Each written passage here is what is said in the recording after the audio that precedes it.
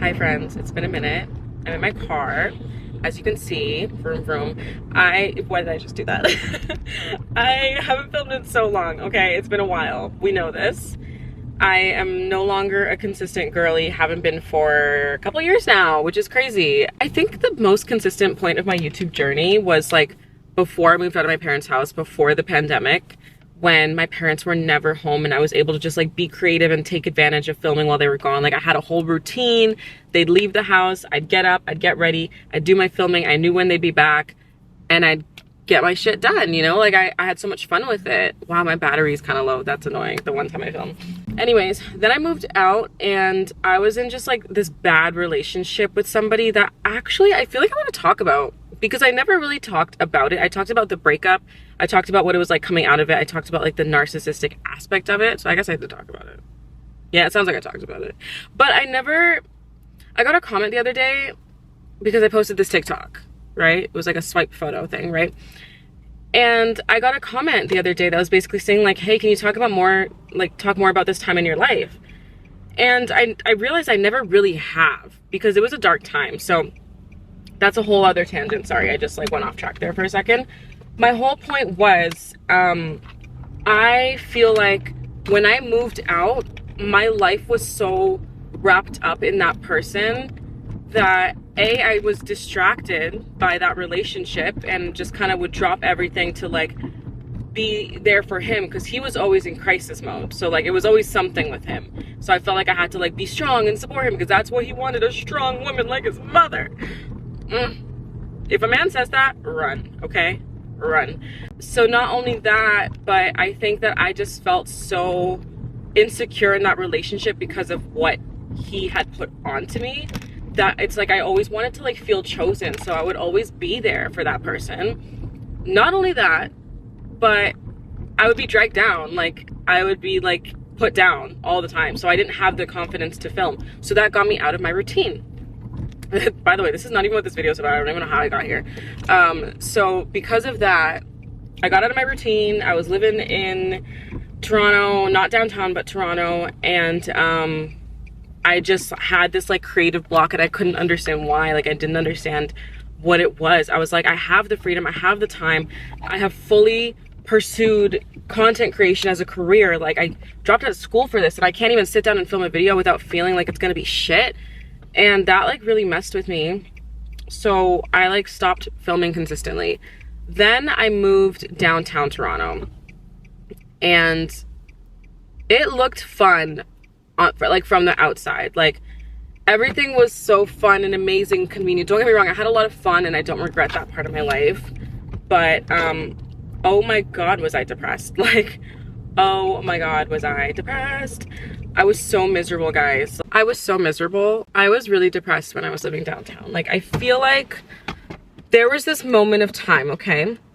I went through my breakup in April 2021, and that's when I started to feel like myself again. And I was doing so good mentally, spiritually. I was sad for sure. Like you saw it, you could see it in my eyes. I was sad for a minute. Crazy.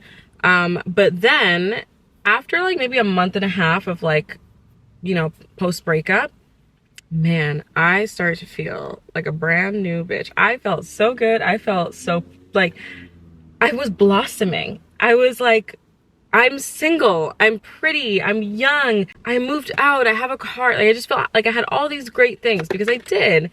And I had fun. I made a bunch of new female friends that year. I was out. I was just like living my best life. I was having so much fun.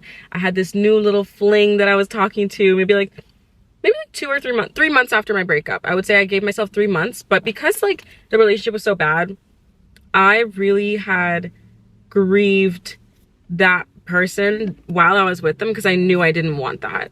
So by this point, 3 months after my breakup with this person, like I was ready to move on. I was having fun, okay?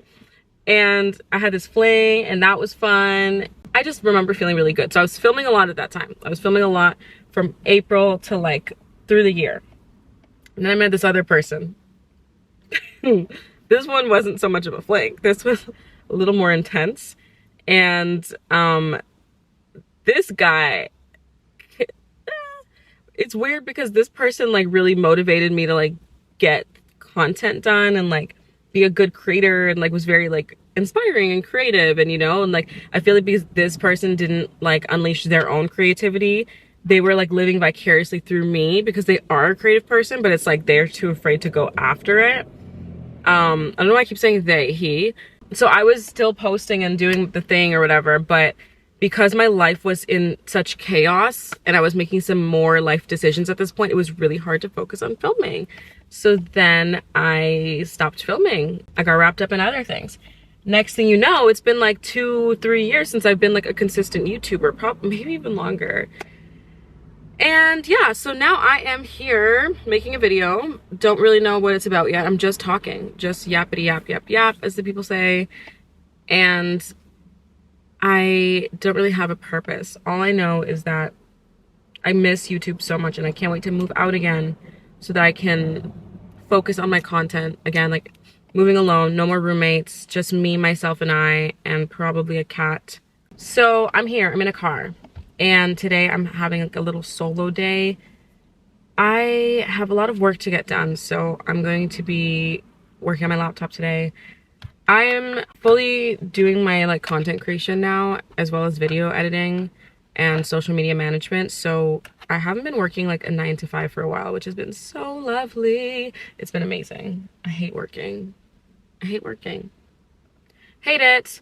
You'll never catch me. I live to work. I love my job. Nope. Nope. I don't like working. I like leisure. I like gallivanting. It's what I do best. I just bought a top off Facebook Marketplace. It's so cute. It's from Revolve. How much? Is the price tag on here? No. Apparently it was $110. I don't know. I bought it for $30.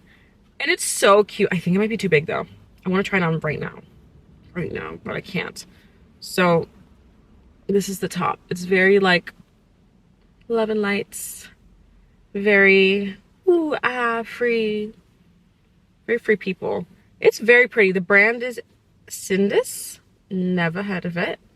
Oh, Sunday the label. I'm screaming. Sunday the label. It's very cute. And she put it in a little bag and she had a little British accent.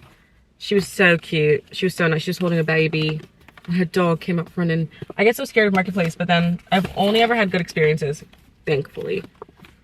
Another thing I want to talk about is I'm reading The Artist's Way, and The Artist's Way has really been reminding me that not everything I do has to be perfect. I don't think that everything I do is perfect by any means, but I get really in my head about YouTube. If you guys knew how many YouTube videos I have filmed since I have last posted, it is insane. I think I've filmed at least 25, okay? I film a YouTube video multiple times a month. Have any of them made it to the internet? No. No, I don't know what to do with the footage. I still have all the footage. I have vlogs, I have drive with me's, I have sit down and talks, I have cook with me's, I have mukbangs. I have so much content and it's all just sitting on a hard drive. And I had to buy a new memory stick the other day because my last memory stick is full. I'm like, how is my memory stick full but my YouTube channel hasn't had a video in like 4 months, maybe even more. I don't know how long it's been.